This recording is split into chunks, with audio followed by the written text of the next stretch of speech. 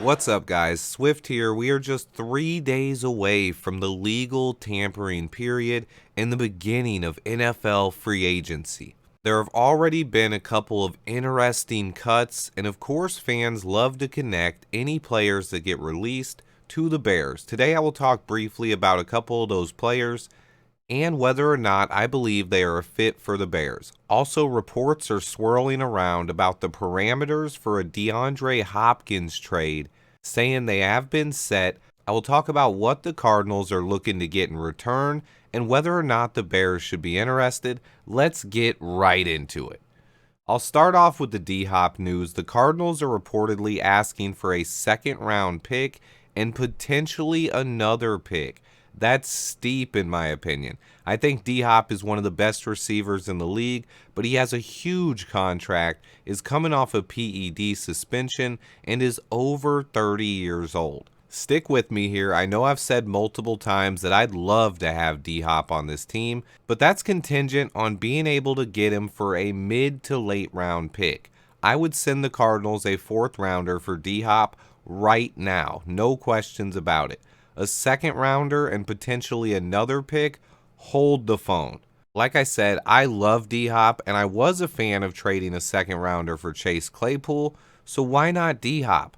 I just think a second round pick is too steep for a player over the age of 30 with a huge contract. If you could get D-Hop for a fourth or fifth round pick, it's an instant yes for me. Maybe there's a possibility to meet somewhere in the middle, and I would maybe go up to a third round pick, but I'm definitely not trading a second rounder unless I get a couple more from a trade down or something. When the compensation goes up to a second round pick, my excitement just goes away. Would I be mad about it? No. D-Hop is a true number one target and probably worth a second rounder for a Super Bowl contending team for sure. For a team that finished with the worst record in the league, giving up a second round pick for a receiver over the age of 30, making $30 million a season, just doesn't make sense to me. So while I have wanted D-Hop all offseason long, I assumed his asking price would be lower. His current asking price is just too high for me. Count me out.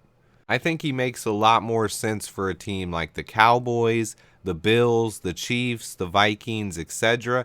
Teams that are ready to compete for a Super Bowl, and D-Hop could really help their offense reach another level. He would definitely help Justin Fields, but not enough that I think it's worth a second round pick.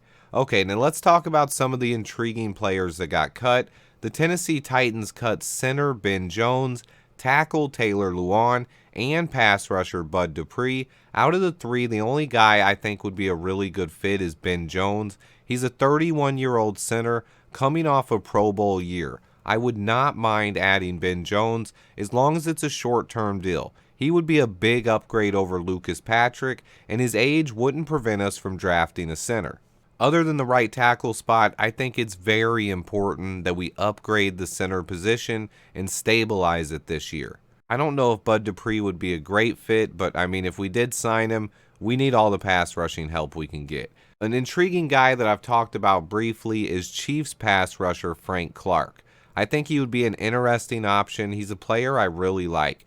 He's a veteran pass rushing option who would make our defense better and definitely not break the bank. I've seen some fans mention Bucs offensive tackle Donovan Smith.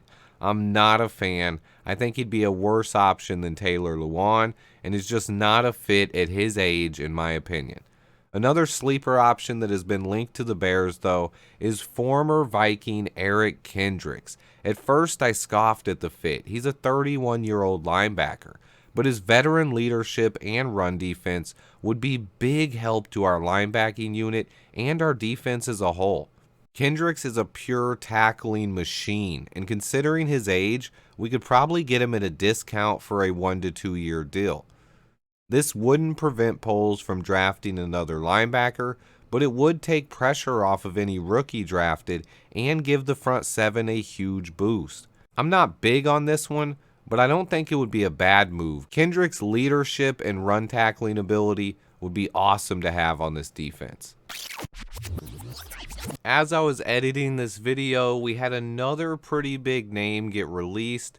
The Rams are releasing linebacker Leonard Floyd, former Bears first-round pick. This one is kind of interesting. We could really use the pass rushing help. If Leonard Floyd would come here at a decent price, man, I honestly would not be against this at all. He has a lot of pass rushing acumen. He's gotten a lot better since he was here a few years back. I like Leonard Floyd. This one is intriguing. Let me know what you guys think about this one in the comments. I haven't had a lot of time to digest it yet. It just got announced, but it has been rumored for a few days. I think Leonard Floyd would be a nice fit at defensive end here. I know he's played 3-4 outside linebacker for the Rams. He did a really good job in the run game. He was able to contain on the edge, and he's put up big sack numbers. I like Leonard Floyd. I'll have to think about this one a little bit more, but let me know your guys' initial thoughts on this one. It's very intriguing. There are more names getting released into free agency every day. Center Ben Jones was the big addition today. Now we got Leonard Floyd added on top of that. There's probably more news to come. The NFL news cycle is just beginning to get started. It should really get rolling starting on Monday. I have a big video releasing tonight. I'm going to do a live debut for that one, so stay tuned if you guys want to join me in chat. You're more than welcome. Just remember to hit that like button for me, and until next time, bear down.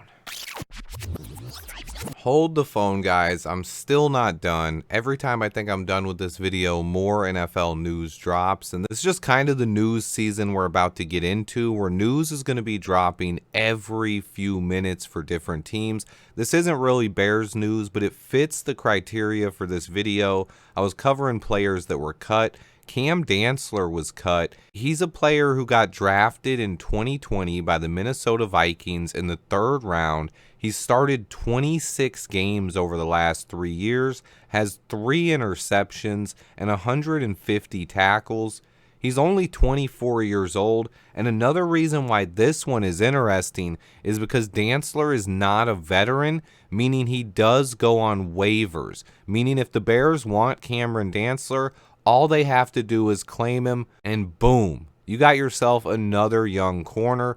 I haven't watched enough tape on Cam to know how well he performed last season. I do know that scouts thought very highly of him coming out of the draft in 2020, and he's been decently productive. He's had his ups and downs. If we did end up claiming Cam, I would go right into the Vikings All-22 tape and break down every game he started this year. But I just wanted to add this one on here. This news is just breaking. The Vikings have waived Cameron Dantzler, and there is yet another interesting name on the free agent market.